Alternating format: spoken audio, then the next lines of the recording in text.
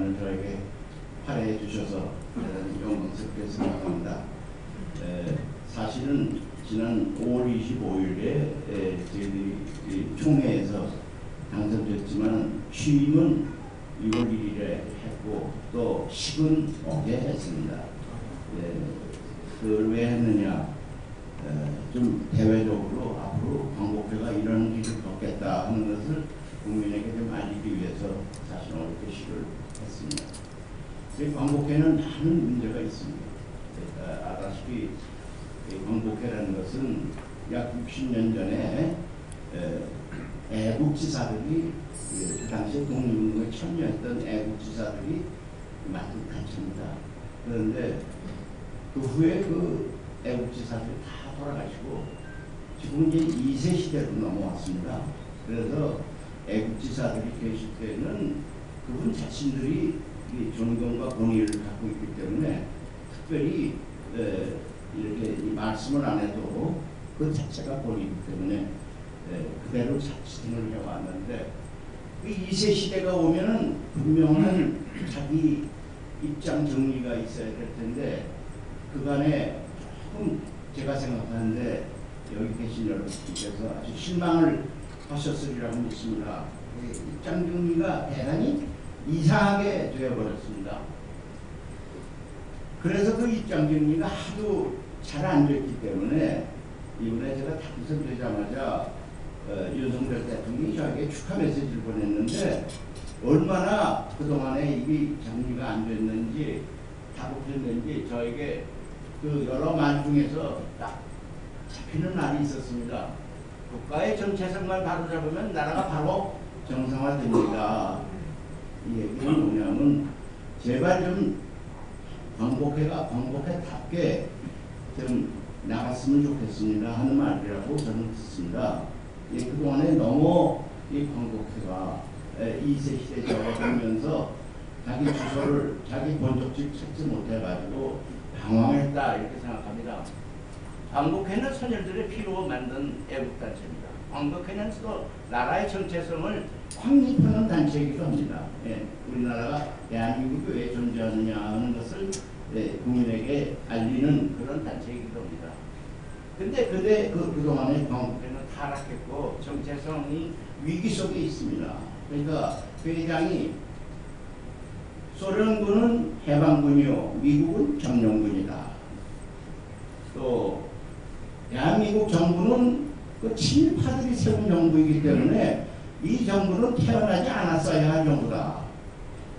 또 김정은이가 서울을 방문한다면 쌍수대로 환영하겠다. 뭐 이런 괴상한 얘기를 많이 해서 혹시 종북 좌파들에게는 박수를 받았는지는 몰라도 우리 전체에게는 굉장한 위기감을 준 것이 사실입니다. 그런데 이상하게도 주장만 그렇게 하는 것이 아니라 광복회를 완전히 결단을 냈습니다. 여러분께 정말 고백을 하는데 제가 지금 20억의 빚을 지고 지금 사실 파산 지경에 있는 광복회를 맡게 됐습니다.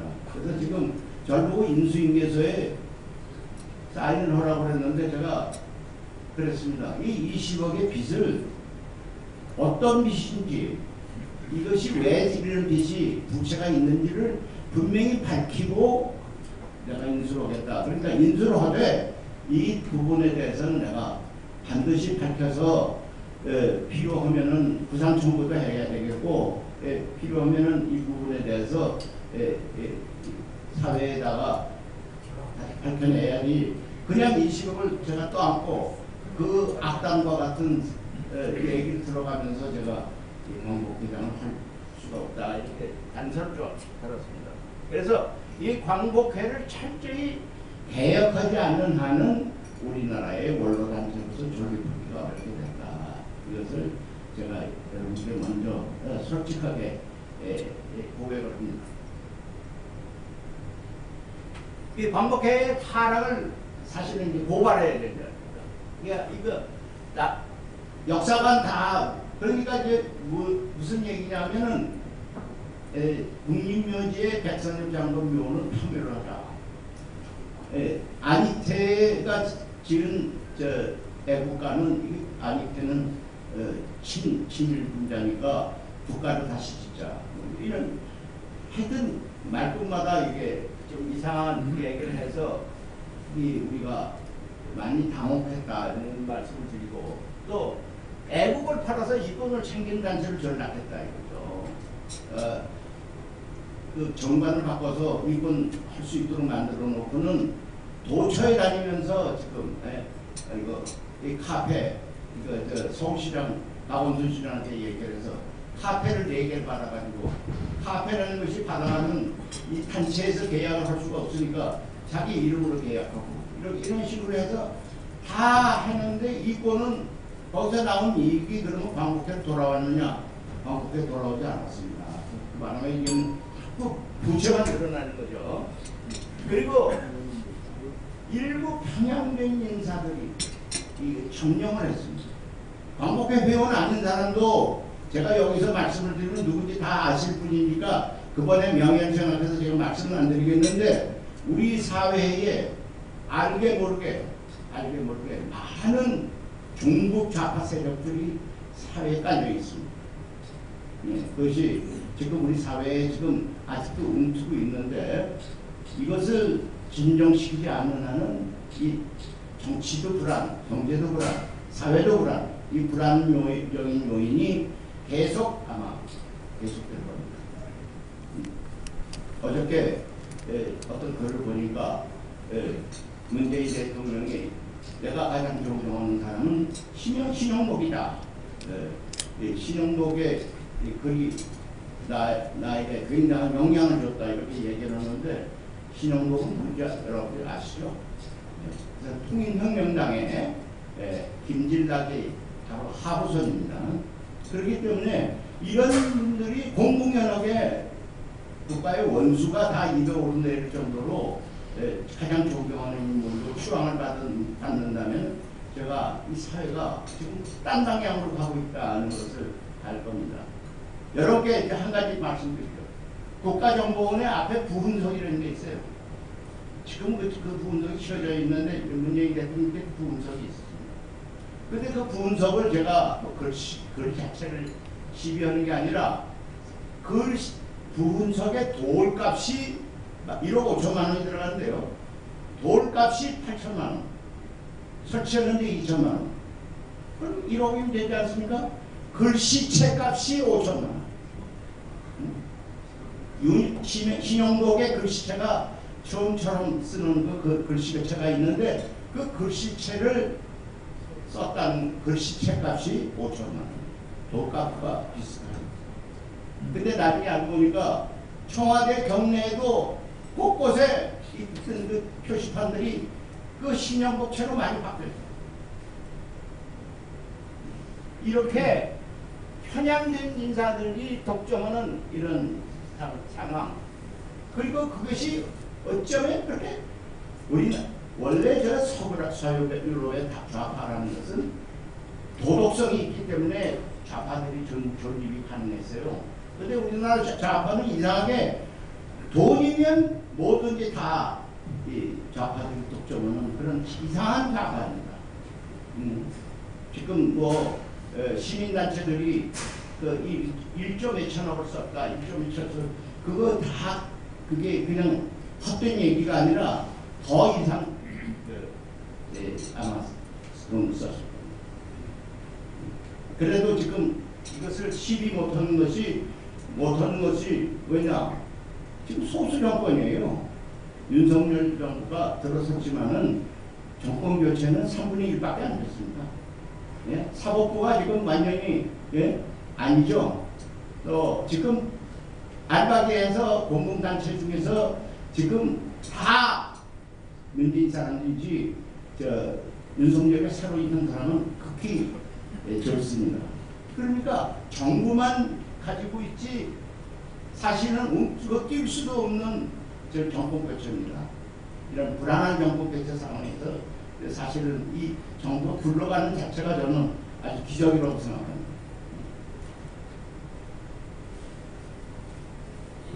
그래서 다시 한번 제가 책임져야 할 일은 나라의 정체성, 헌법적 가치 이것을 좀 제대로 확립을 해야 되겠다. 그리고 광복단회를 저는 정관 거기서 삭제를 해버렸습니다. 이권단체 하면 안 됩니다. 돈이 있으면 반드시 거기에 부패가 끼게 되니까 이권 안 하겠다. 예.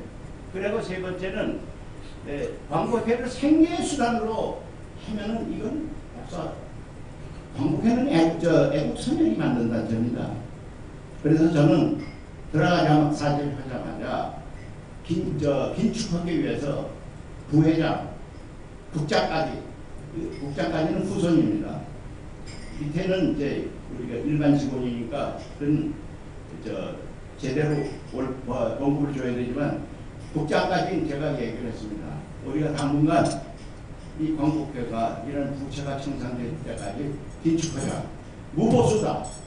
무보수로 봉사를 하자. 지금 사실 무보수에서 시작을 했습니다. 그 다음에 광복회는 후손들이 많이 못 사는 사람들이 많습니다. 후손들이 그런데 광복회 회원만 해도 1가구의 회원 하나입니다. 독립운동 가구 중에 1가구의 회원 하나이기 때문에 지금 약 9,000명밖에 없는데 그분들 다 그렇게 넉넉하게 살지를 못하는데 그 국립후생을 이제 형편이 되면 자꾸 생각을 하자. 그 다음에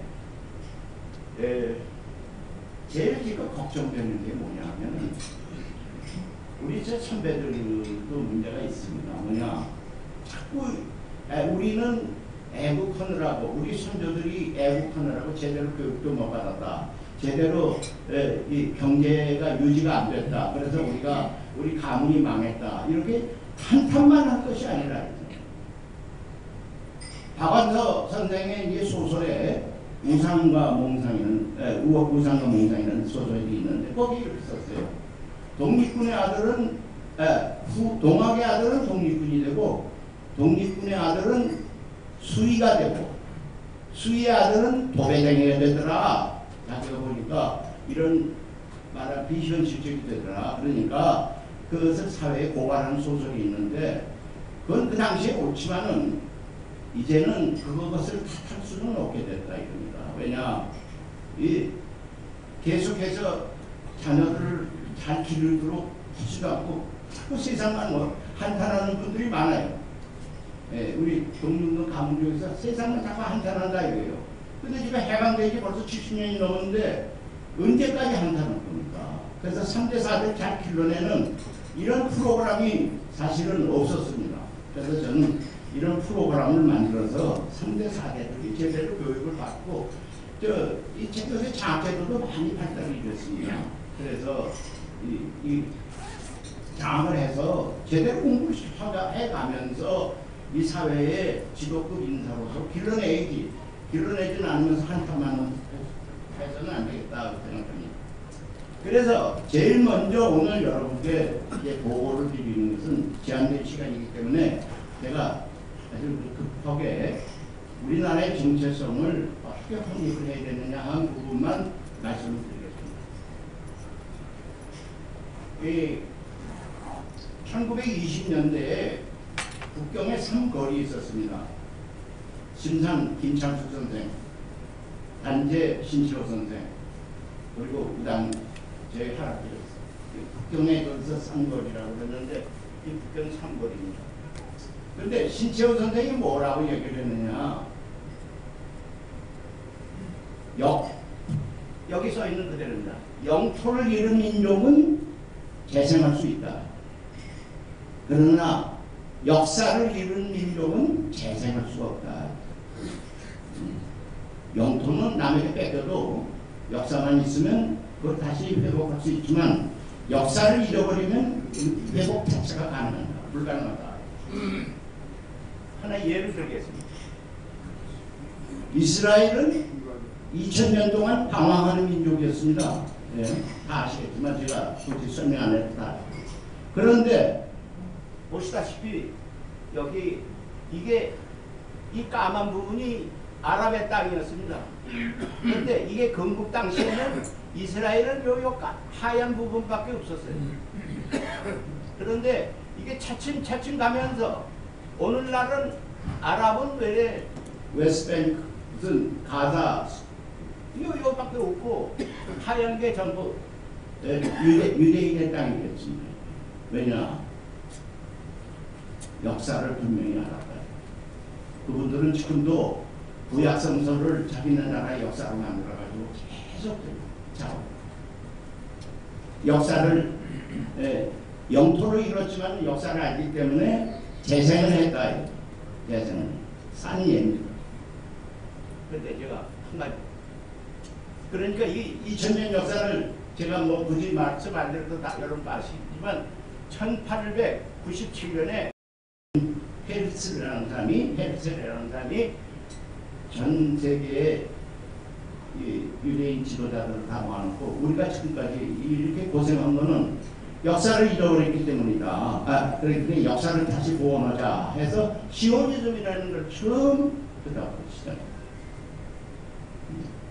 그런데 이거는 여러분께서 잘 아시는 쿠르드족입니다. 쿠르드족은 지금 여기서 보면 이게 터키에 1,500만 명, 이게 이란에 이rak, 시리아, 여기 중동에 전부 이게 흩어져 살고 있는데 숫자가 얼마냐? 약 3,500만 명입니다. 그런데 이 쿠르드족은 역사가 없어요. 어디서 왔는지도 모르고 어디서 우리의 민족이 존재하는지를 잘 몰라요. 그렇기 때문에 굉장히 용맹합니다. 쿠르드족은 굉장히 용맹해요. 특히 여군이 쿠르드족의 여군은 세계에서 어떤가는 아주 강한 군대입니다. 근데 아랍이 문제가 생길 때마다 그 IS라는 그 아주 지독한 그 이슬람 교도들을 맞서서 싸우는 현대는 쿠르드족 다 동원을 했어요. 터키도 동원을 했고 다 동원을 했어요. 그 사람들이 다 IS를 끝장냈어요. 끝장낼 때는 뭐냐? 자치권 주겠다고 약속을 했어요. 그런데 전쟁 후에는 약속을 안 지켰습니다. 이 쿠르드족이 속은 것이 뭐 한두 번이 아닙니다. 역사적으로 볼 때. 그러면서도 이게 서로 어떤 민족적 정체성이 없으니까 서로 흩어져서 살기만 하지 정작 조그만 땅이라도 자치권조차 확보를 하지 못했다. 이것이 바로 역사를 잃은 민족은 재생할 수 없다. 그런데 다행히 이게 이제 이 말은 지금 아베 노부유키라는 마지막 총독이 했다는 말인데 사실은 이 말이 돌긴 도는데 과연 이 말을 했은지는 합니다. 그런데 제가 근거를 못 찾았어요. 여기에 뭐라고 그러냐? 우리는 패했지만 조선은 승리한 것이 아니다. 장담하건대 조선 인민이 제정신을 차리고 위대했던 조상의 영향을 되찾으려면은 100년이라는 세월이 필요하다. 악담이죠, 악담이에요. 그러니까 너희들이 정신 차려서 제대로 나라 구실하려면 100년이 걸린다는 뜻이죠. 근데 사실은 우리는 지금 70년 해서 벌써 저 세계 선진국대회를 들어섰잖아요. 악담이죠. 우리 일본은 조선인민에게 정말 많은 것을 베풀었다. 우선 식민 교육을 시켰고 모든 것을 사실 베풀었다. 이거는 이 사람들이 흔히 하는 말이죠. 그렇기 때문에 보라, 실로 조선은 위대했고 찬란했지만 현재 조선은 결국 식민 교육의 노예로 전락했다. 그러니까 이 노부유키 그 당시에 이 얘기를 하면서 우리는 다시 돌아올 수 있다. 돌아오겠다. 떠나면서 한 얘기입니다. 그 당시에 해방정국에서 우리나라를 얼마나 깔봤는지 그 사람들은 우리가 교육을 시켰기 때문에 너희들은 더 잘하지 못할 것이고 잘하려면 100년 이상 걸릴 것이고 그동안에 우리는 더 발전이 돼서 다시 돌아온다. 악담고. 그런데 사실 저는 독립운동 하셨던 선열들이 참으로 이 깨어난 분들. 신채호 선생이 독립운동을 시작할 때 총이나 칼을 들고 시작한 것이 아니라 동사강목이라는 책을 주고 망명을 했습니다. 그러니까 역사부터 알아야 우리가 독립운동을 제대로 할 수 있다 이거죠. 이 실무관학교 교과인데요. 여러분께서 이거 보시면 알지만 이게 이게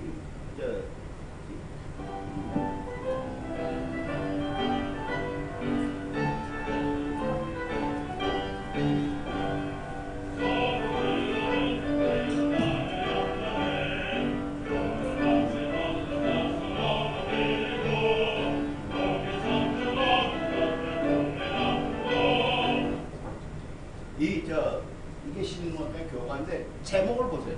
서울의 흑룡대원. 아니 지금 나라를 뺏긴 사람들이 저 교과를 지을 때 이 흑룡대원, 이 흑룡강이 있는 이 만주벌판이 우리 땅이 떴었다 하는 것을 시작합니다. 그만큼 포부가 커. 그래서 이것을 복원하자는 자칫잘못하면 그 땅을 지금 다시 찾자는 얘기냐 이렇게 얘기하면 그게 아니라 이 땅들이 다 우리 땅이었는데 우리가 이제 이 포부를 갖자. 창백산 비랑 같은 이게. 근데 이 과사를 석주 이상용 선생이 지은 겁니다. 안동에 계신 선비 석주 이상용 선생이 지은 교과인데 이렇게 처음부터 이렇게 마음을 크게 잡았다 이거죠. 이게 석주 이상용 선생, 박은식 선생, 단재 선생, 이시영 선생 모두가 뭘부터 시작했느냐? 우리는 5,000년 역사를 가진 문화민족이다. 5,000년 역사. 네. 그런 포부서부터 시작했다. 이거. 그러니까 역사부터 찾아서 땅을 재생하겠다. 우리 소송을 재생하겠다. 이게 하고. 그래서 대한독립선언, 28독립선언, 3.1 독립선언이 많았습니다. 1919년에. 19년에 독립선언이 많았지만은 전부 뭐라고 썼느냐. 우리 역사는 4,300년의 역사, 반만년 역사에 우리 문화민족이라는 것을 다 그 선언서에 다 들어가 있어요. 이게 서로 소통한 것도 아니에요. 네? 대한독립선언은 북한도저에서 28독립선언은 동경에서 학생들이 또 3.1독립선언은 서울에 서 서로 이렇게 소통한 것도 아닌데 공통적으로 나온 건 뭐냐. 우리는 반만년의 문화민족이다. 우리는 지배받아서 되어서는 안 된다 하는 그런 자부심부터 시작합니다. 이게 김인현 독립선언서인데 여기 딱 뭐라고 이 빨간 줄이 뭐라고 써 있느냐면 단기 4352년 3월 1일 단기를 딱 썼어요.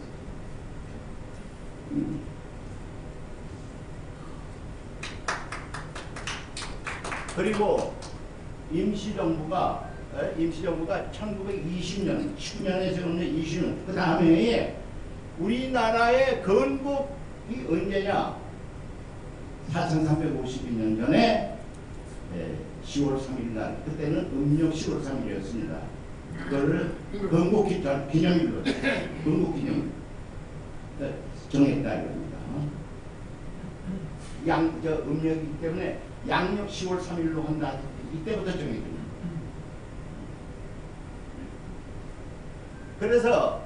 그런데 이상하게도 일본 사람의 총독부 교육이 처음 시작하면서 제일 일조가 뭐냐?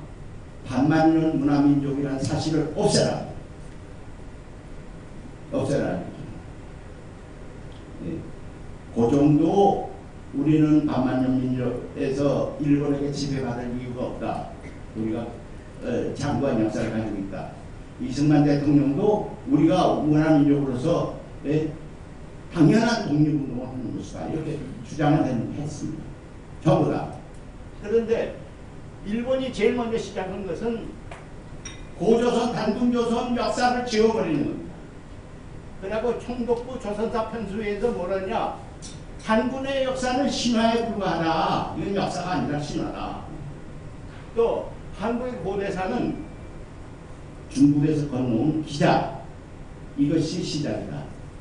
기자조선이 시작이다. 그 다음에 이런 모든 말하자면 역사에 있어서 반만년 역사의 근거를 지워버리고 반만년 역사라는 것은 그냥 옛날 얘기에 불과한 거지 역사가 아니다. 이걸 아주 집중적으로 지금 교육을 했어요. 그래서 일본 식민사관이 어떻다 하는 걸 알려면 바로 이런 거예요. 예, 실제 역사가 아니라 신화다. 예, 한국 최초의 기자조선이 한국의 최초의 국가다. 이렇게 얘기하는 것을 전부 일본 사람들이 일부러 정리해 놓은 거예요. 그런데 이상하게도 아까 얘기하는 석주 이상영 선생, 백암 박은신석 선생, 단체 신채호 선생, 성계 이신 선생은 서로 소통한 것도 없는데 우리는 반만년 역사를 하는 문화민족이라는 것을 역사로서 다 정리를 해놨어요. 신채호 선생 같은 분은 감옥소에서 그 고생을 하면서도 그 한국 상고사를 썼습니다. 그 상고사를 써서 동아일보에 보내니까 동아일보에 있는 한기학 선생이 그거를 원고료를 3배를 가족들에게 보내주면서 그것을 실었습니다. 그런데 이상하게 요새 우리 내부에도 아직도 일본 사람의 그 영향을 받아서 지금 이 교수는 아직도 있습니다. 뭐라고 썼냐? 제야사학계가 그러니까 단군조선을 얘기한 건 제야사학계다. 이건 우리 관변사학이 아니라 제야사학이라고. 제야사학계에서 주장하는 단군조선이 기원년 2333년에 건국되었다는 믿음이 왜 명백한 허위인가를 말했다. 허위다. 그리고 동아시아 청동기 시대는 기원전 10세기에 불과하다. 그러니까 잘해야 단군 역사는 기원전 10년, 기원전 10세기. 기원전 10세기 그러면 기원전 10세기는 2000년 역사를 가지고 우리가 5000년 역사가 반토막이라는 거예요. 2000년 역사가. 그런데 이상하게 저는 이승만 대통령을 많은 사람들이 이런 점 평가하는데 저는 제일 중요한 것이 이승만 대통령은 정체성을 세우기 위해서 처음부터 굉장한 노력을 했습니다. 그런데 재헌헌법 첫 구절에 뭐냐? 유구한 역사에 빛나는 조선 한국 국민입니다. 유구한 역사, 반만년 역사라는 뜻입니다. 이승만 대통령이 재헌국회에서 하신 말씀이 뭐냐? 우리가 오늘날 세우는 이 민국이 오늘날 우리가 세운 것이 아니야. 그다음에 2차 대전 이후에 많은 나라가 독립을 했죠. 뭐 말레이시아, 뭐 인도네시아 그때 다 독립한 나라입니다. 그런데 우리나라는 그런 나라와 같은 급이 아니라 우리는 이미 세워진 나라가 있다. 장관 역사에서 우리는 존립해왔다 하는 것을 얘기를 하면서 그런 나라와 우리가 동격으로 생각하지 말라 하는 것을 재헌국회의원에게 아주 꾸준히 설득합니다. 분명한 역사입니다. 재헌헌법 전문에 유구한 역사가 전국에 빛나는 우리 대한국민은 김인현 3.1운동으로 대한민국을 건립하여 김인현 3.1운동으로 대한민국을 건립했다. 1919년이 대한민국 원년이라는 얘기입니다. 대한민국 원년이라고 제가 1919년이 대한민국 원년입니다. 어저께 얘기를 했는데 이거 제가 꾸민 말이 아니라 이승만 대통령의 말입니다. 초대 대통령 이승만 대통령께서 여기 임명을 하죠. 요거는 이제 그런데 이상하게 옛날에 모택동이나 주울레는 이 만주, 이 고토가 당신들의 땅이었다는 걸 인정했어요. 그런데 당신들의 조상들이 못나서 반도로 내려갔다. 그러니까 역사는 분명히 써라. 이렇게 얘기했어요. 김일성에도 그렇게 일본 대통령 김일성에도 그렇게 얘기했습니다. 또 주울레도 북한 사회가원 사람들이 방문했을 때 딱 얘기를 했어요. 이게 당신들의 땅이었는데 이것이 밀려서 반도로 내려가는데 역사는 정확하게 써라. 이렇게 썼어요. 근데 이상하게요. 이 시진핑이 말이에요. 뭐라고 얘기하느냐. Actually, Korea is part of China. 차이나의 일부다. 그러니까 조선이라는 나라는 존재하지 않나. 중국의 일부였어. 속국이었다. 그러니까 우리 반도까지 다 좀.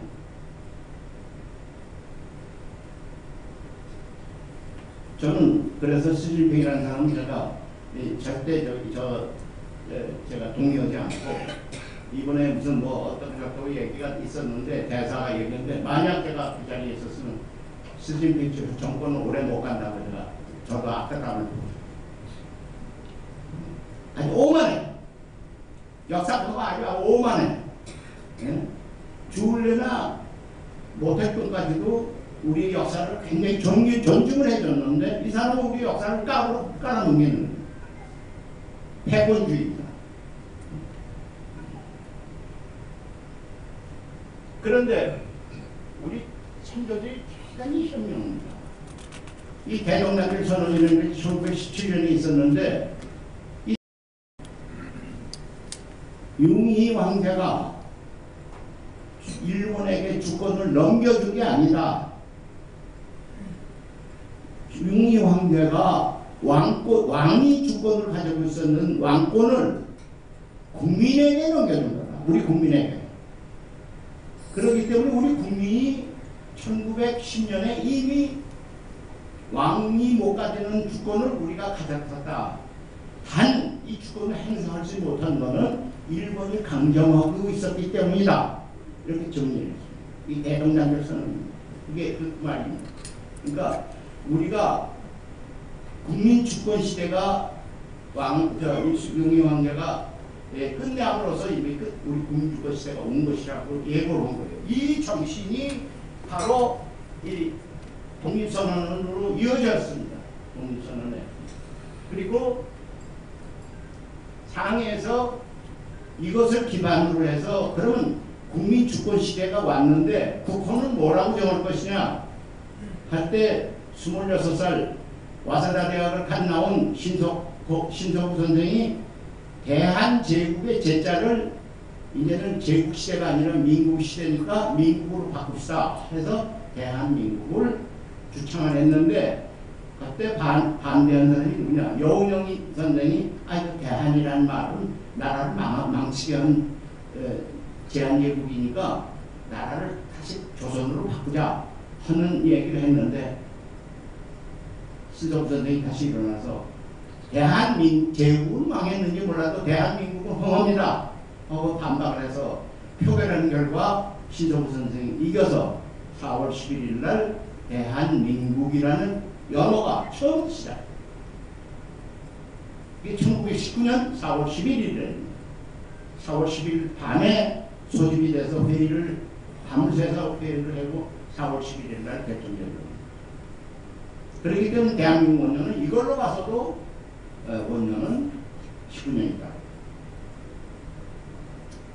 이게 참 있는 이승만 대통령이 1919년 6월 18일이죠. 일본 왕에게 보낸 편지입니다. Your Majesty. 이게 너무 흐리게 나와서 아마 그러면 이제 원본의 사본을 제가 가지고 있습니다. Your Majesty. 천황폐하, 천황폐하와 각하, 폐하, 뭐죠? Your Majesty, 폐하.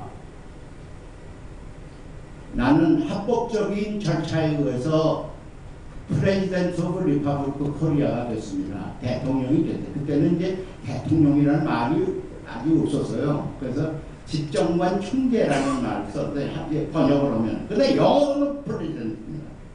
네? 그러니까 영어로는 그 당시에 대통령이라는 용어를 아직 만들지 못했을 때니까 집정관 총재라는 이름으로 우리가 통용이 됐었던 시대인데 영어로는 프레젠트 대통령이라는 거예요. 나는 합법적인 절차에 의해서 당선된 프레젠트입니다. 그러므로 오늘부터 폐하의 군대가 조선 반도를 강점하고 있는데 즉시 철군시켜 주시오. 나와 있어. 아니 명문이에요. 저기 한번 더 보죠. 영어. 그리고 이어서 뭐라고 그러냐.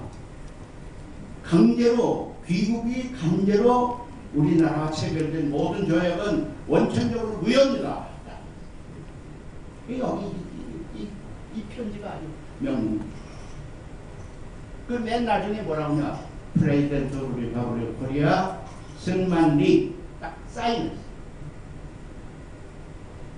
그래서 저는 이 편지가 이미 1919년에 천황폐하에게 보낸 편지예요.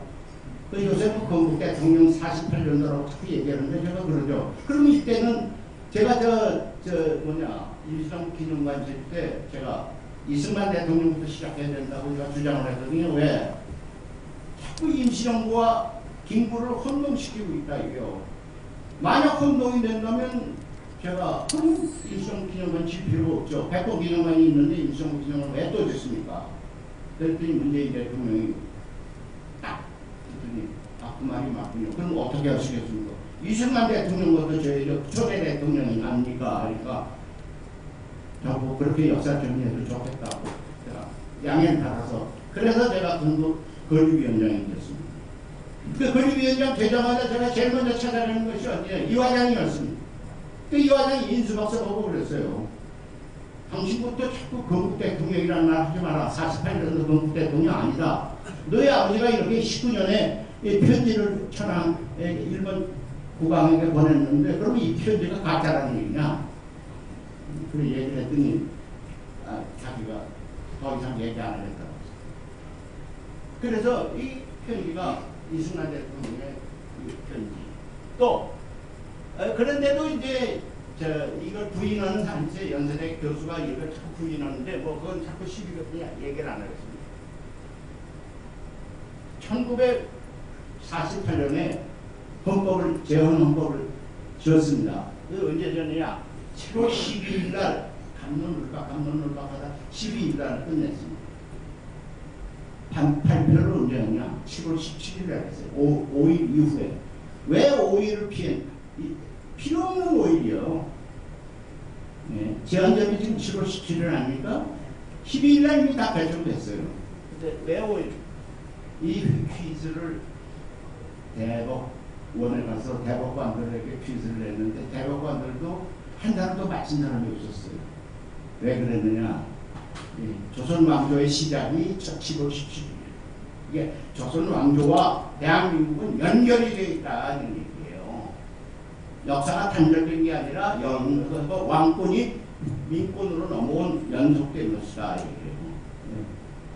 이제 그런 점에서 저희 종조부 얘기를 하겠습니다. 저희 종조부는 조선 왕조의 평양 감사를 했고 대한제국에서는 한선 재판소장을 했어요. 그런데 임시정부에서 법무총장을 했습니다. 그리고 해방되고 세워진 대한민국에는 부통령을 했어요. 그러니까 이게 뭐냐? 그분 자신이 조선 왕조, 대한제국, 대한민국 임시정부, 대한민국으로 이어져 와. 이렇게 벼슬을 이어져 와서 하신 분이 유일한 분입니다. 그러니까 이 역사라는 것은 단절된 것이 아니라 그 굴곡이 많지만은 그래도 연면이 계속되어 왔다.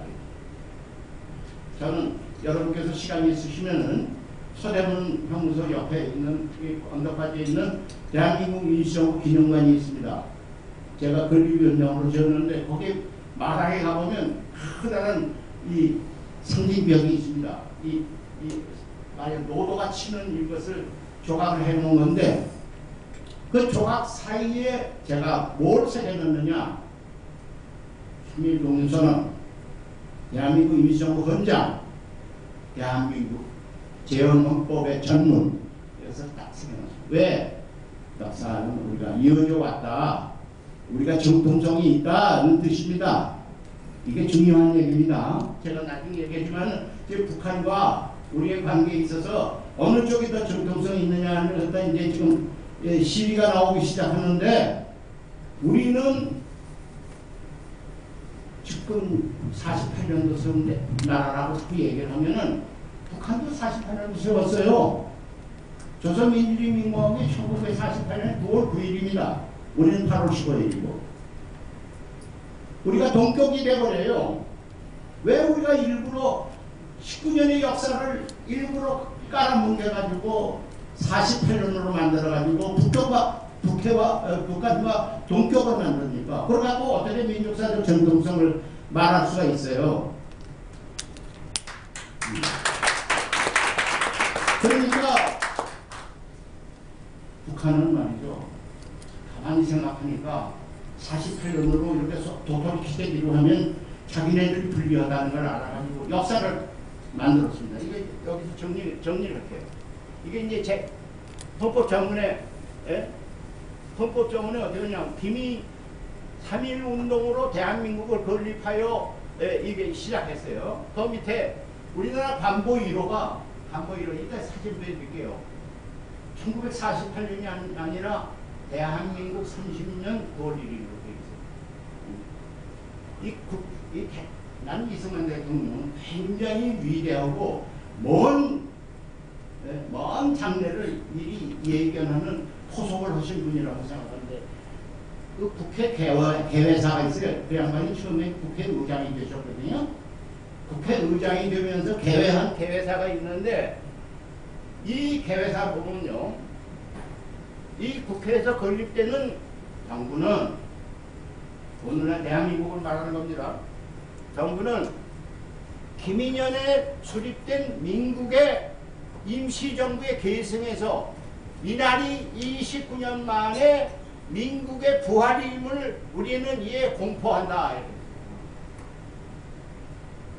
48년에 세운 이 민국이 오늘 세워진 것이 아니라 김인현에 세워진 것의 부활이라 하는 사실을 공포한다.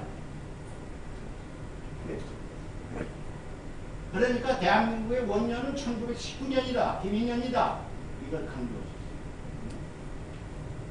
이게 개회사 여기 딱 있어요. 그대로.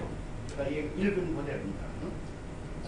여기 관보 1호인데 여기 보세요. 여기 관보 1호인데 여기가 대한민국 여기 대한민국 30년 9월 1일로. 아니, 이승만 대통령이 관보 1호를 만드는데 1948년은 몰라서 이거 만든 거 아닙니다. 대한민국 30년.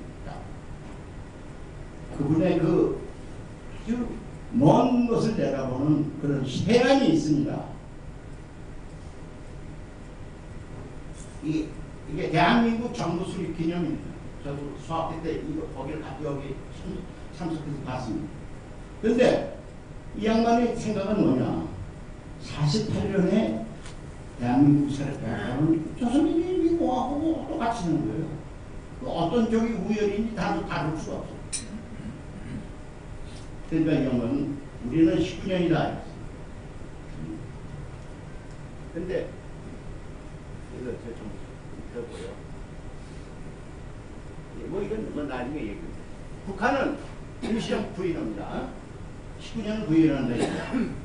그래서 뭘 만들었느냐? 1926년에 하도 제국주의 동맹이라는 것을 위대한 수령 김일성 동지께서 만들어서 그때부터 한일 독립투쟁이 시작됐다. 이렇게. 1926년이면 김일성이가 몇 살입니까? 만으로 14살이고 15살이에요.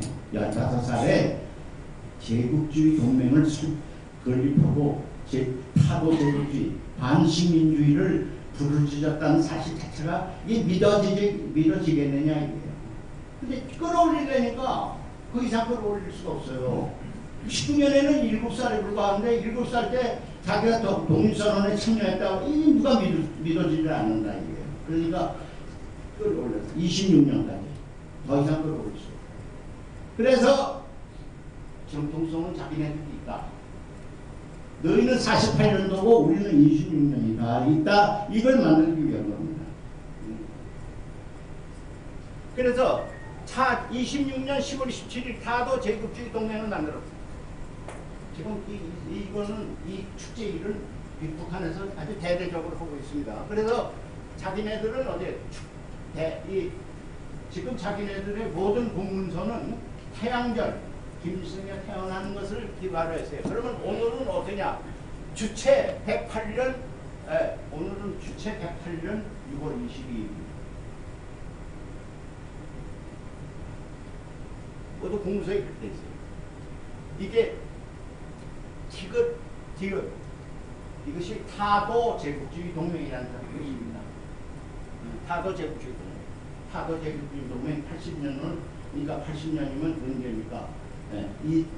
1926년이니까 80을 2008년에 대대적인 행사를 했습니다.